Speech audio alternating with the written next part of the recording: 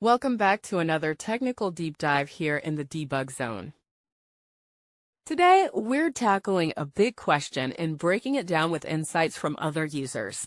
Hopefully, this clears up some misconceptions and helps you get the answer you need.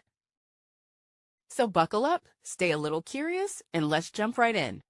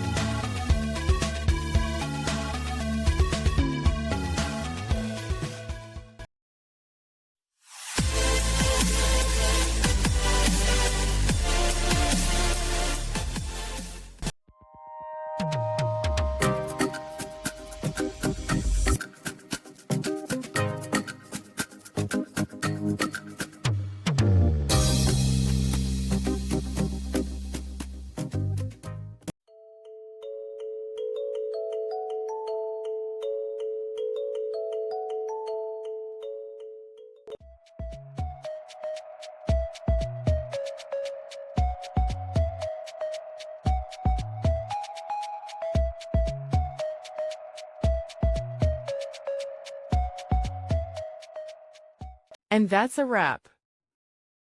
I hope you found the answer you were looking for. If you did, take a second to hit that subscribe button. It really helps out. And let me know in the comments which solution worked best for you. See you next time in the debug zone.